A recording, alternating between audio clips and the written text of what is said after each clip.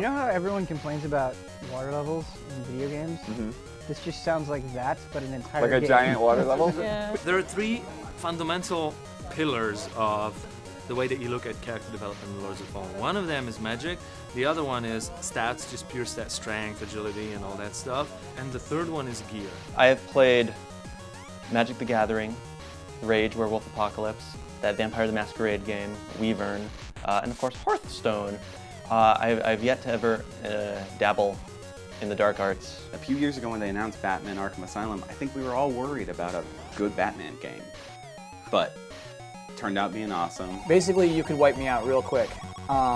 Is getting to a level 3 or most evolved stage this early? Those two pretty rare? Pokeballs were so clutch. Plugs straight into the Game Boy Advance cartridge slot, and then it has this card reader thing on it. And so all of these different cards have just a barcode on them.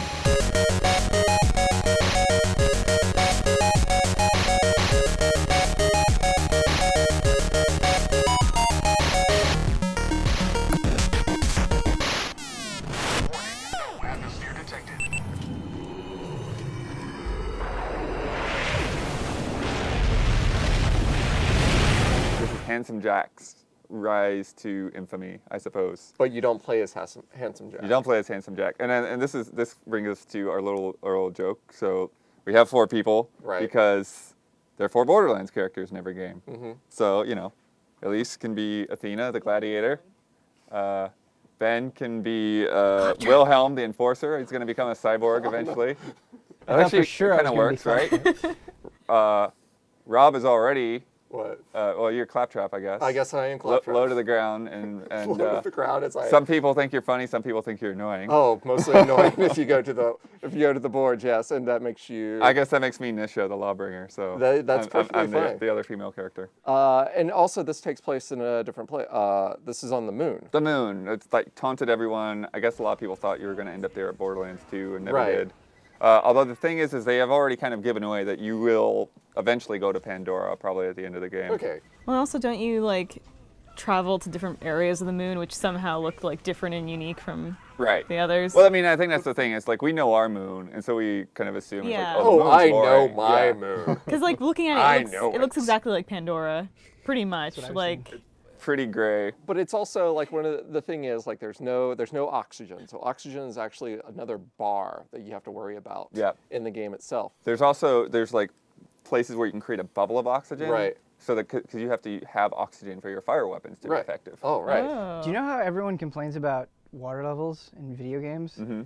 This just sounds like that, but an entire Like a game. giant water level? Yeah, the low gravity element looks really neat, though I still watching it. I was I still feel like you jump, unrealistically far in regular Borderlands games. Right. And I don't know if it's just me, but anytime I play Borderlands, I always feel like I'm never going to clear a jump, but then I do. Right. I don't know if it's just a weird... kind of floaty. Yeah. One of the things that was kind of funny is I guess they were submitting builds to Gearbox without telling everything that was in the game. And so somebody was the low gravity stuff is cool, but it takes a long time to get back down to the ground. And they're like, did you try pushing the melee button?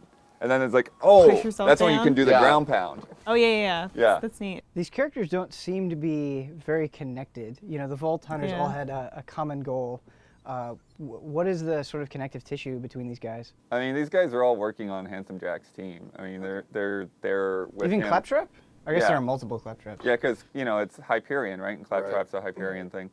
It's. Well, I know at one point they're kind of kicked off the base and they're trying to take the base back, and the idea is that, the reason Jack is so narcissistic and thinks he's a hero and stuff is because that was his mindset going in. He was a hero. And it's just all this messed up stuff that he ends up compromising his morals or whatever and eventually becomes a villain. Right, so it's like the Breaking Bad of video games. Yeah, I suppose. Except there's way more guns. I thought you were going to go Darth Vader, but no, you went Breaking Bad. No, like someone. Are we going to see sirens? Yeah, that's a good point. Because none of we haven't. There's none not of us a would siren. be a siren going into this. There's no siren option. I love the sirens. Yeah, I played sirens both times. Play sirens. Whoa! Wait a minute. Did we just have a moment here where we all figured out we all play sirens and that's it? Really? You play sirens? Siren Yeah. too? I play siren. The siren is the best. The Siren is the best because she's... Especially in a team dynamic. Oh, yeah. Now it just got a lot less cool. What do you mean?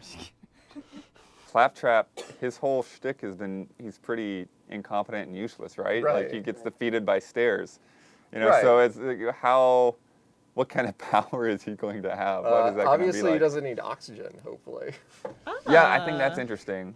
So obviously he'll have the oxygen for his backpack, for his jetpack, but maybe like his superpower just doesn't Do you need think to breathe. Claptrap could think he needs oxygen? Oh, it's true. It's very possible. But Claptrap thinks he's a person, so he Right. always needs oxygen. Oh, because he always needs to talk, and if he doesn't have oxygen, whatever's coming out of his mouth doesn't make any sounds.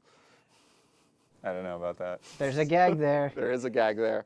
You know, I've been playing a lot of Diablo 3 recently because of Reaper Souls, and loot is obviously one of the big things about Borderlands, and I think that would kind of get me excited is if they retooled loot a little bit. Yeah. Because like in Diablo, one of the new things you can do is if you have a weapon and you like most of its stats, but you don't like one thing, you can change it.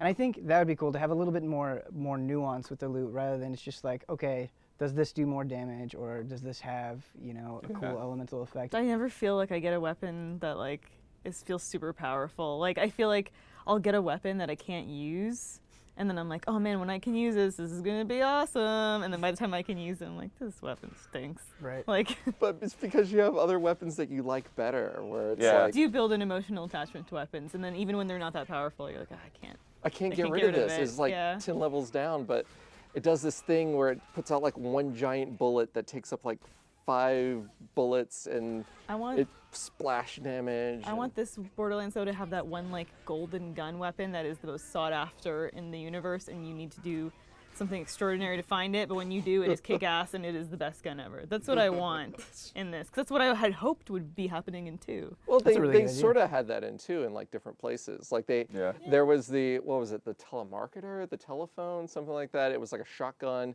that gave a blast in a pulse radius. Oh, okay. And then there was the, I liked when like- they had some of the fantasy theme ones in the Tiny Tina Yeah. DLC where it's like, your grenade is now magic missile. Yeah. It's like, that was great. But there were- and it's actually really effective. That was my experience with it. Yeah, I guess never he says the had a thing like gun I that was never. like, So I mean that's sort of the interesting thing for me is the way Borderlands is designed is like, it works either way as either a group experience or a solo experience. right. I completely disagree. And I've always played it more on the solo perspective. I mean I've played with other people here and there, but like stuff like the raid bosses, like I just couldn't get into because I'm like this is just a big freaking bullet sponge. I feel like the game is both 1 and 2, although 2 did a much better job. They're kind of a slog by yourself, Yeah. whereas playing with friends, I need that interaction. I Right. need that sort of. Even the jokes are somehow funnier with a friend because you can both get that immediate response for each other, and I think it adds something. Like, and things just take way longer to kill by yourself. I remember in specifically Borderlands 1, there would be bosses that I'd be fighting them by myself, and I'd just be like, "Oh, this is just a war of attrition." Oh, is you it like know? the Mothra Yeah. boss? you hit a cursed pirate, and you're alone, you're screwed.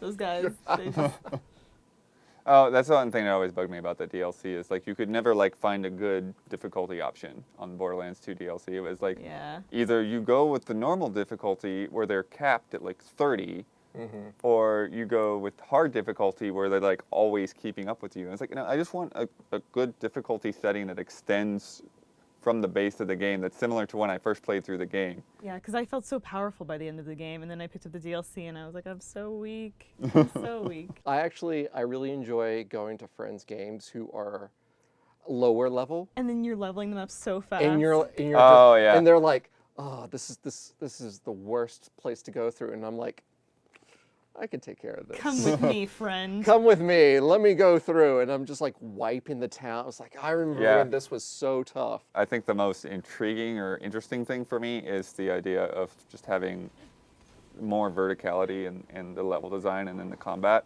Being able to like take your jetpacks and go someplace that you don't think has anything up there and then find some kind of secret there. This is super vague, but it kind of brings me back to my earlier point is, this isn't Gearbox working on this game. So I guess for me, the feeling I want when I play it is, wow, this is new, this is exciting, this is a different take on Borderlands. Yeah. I think that would get me really excited and very enthused about the game. I just sort of dread picking up and being like, that deja vu, you know? I don't want that. I just want a really powerful super gun. That's only one of its kind and no one else has it. That's it. The end.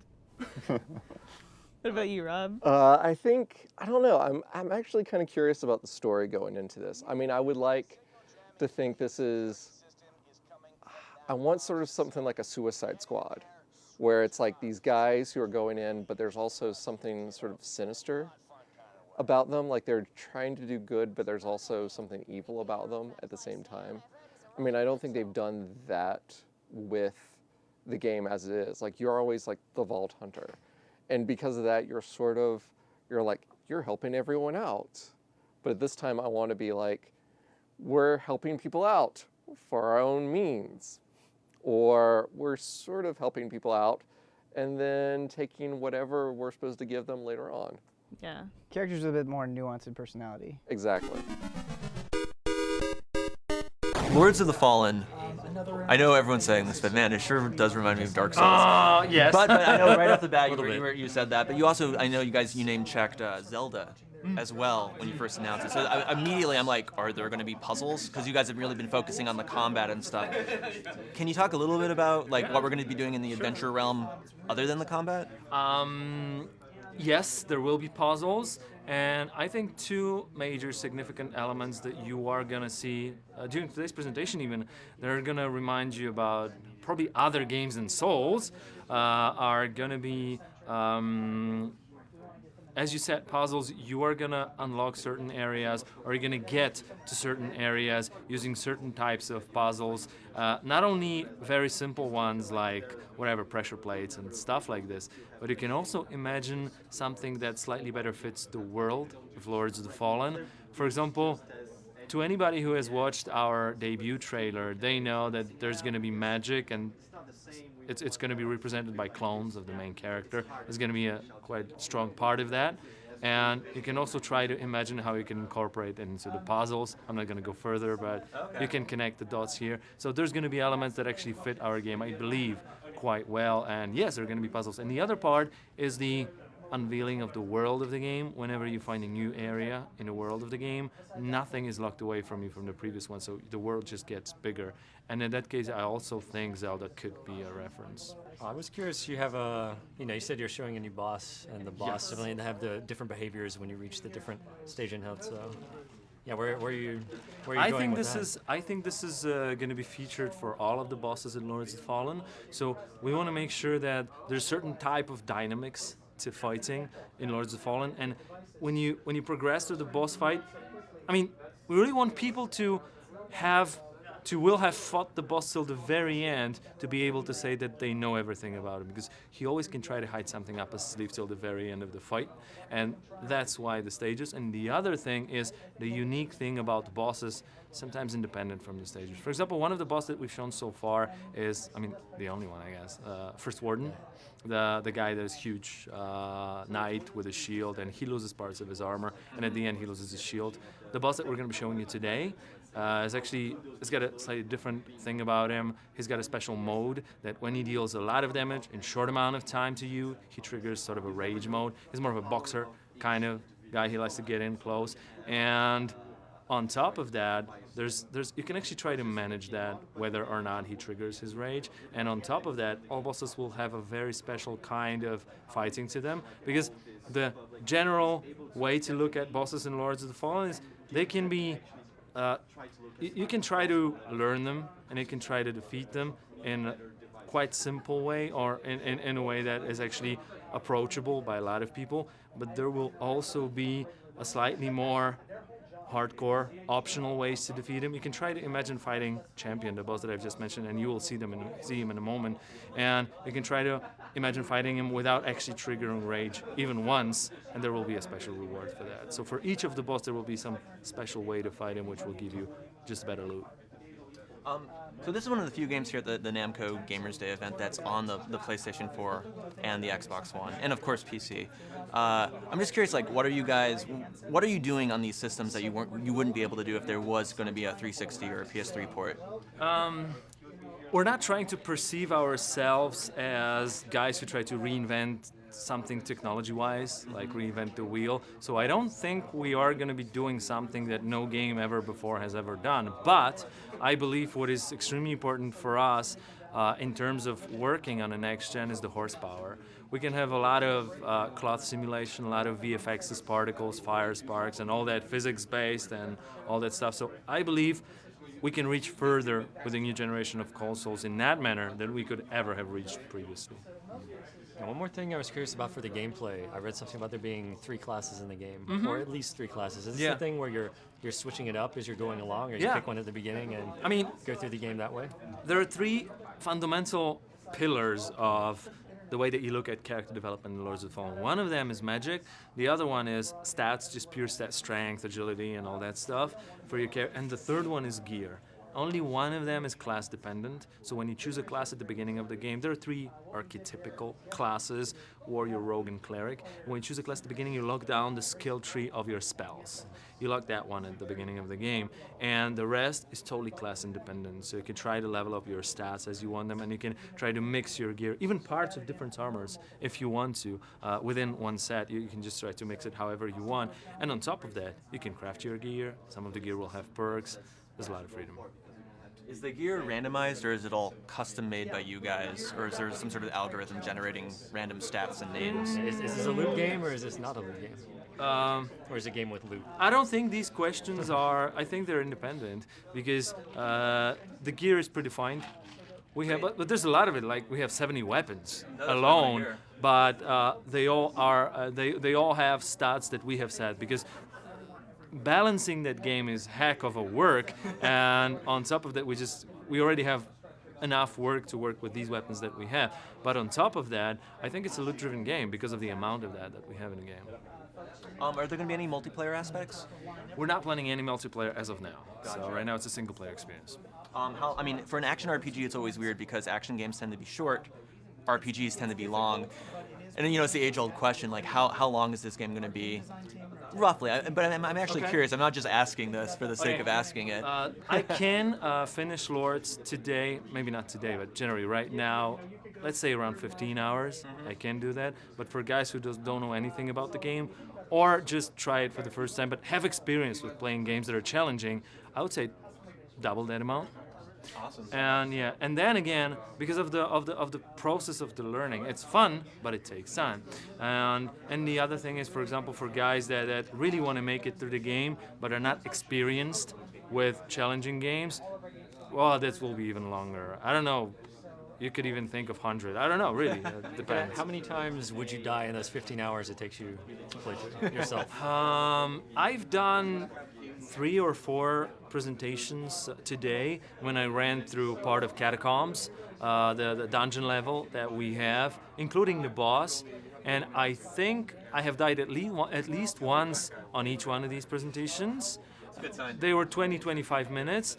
And only during the first presentation, it's still a bit fresh to me, we're showing that part of the game for the first time, I think I died 2 or 3 times on a boss fight, but on the next 2, I actually defeated him with the first approach. So, a difference. It requires skills, but when I get cocky, I have a tendency to die with the boss when I try to show off too much, so I just focused on the later presentations. Not to bring it back to Souls too much, but I'm curious. No, not really, no, come on. Is there going to be a parry riposte? Yes. Okay, he really likes that, so you just made him happy. And there's going to be way more. Okay, I could go on for hours, but we have a lot of arcade-ish kind of mechanics in a game. You can charge your attacks by holding the button. It deals more damage, costs more energy, but that extra energy goes in damage. You can try to perfect time your combos, then it costs even less energy than that. You can try to pull off special combos with dual-wielded weapons. Riposte, as you said, and there's a lot. Jump attacks and special things that a lot.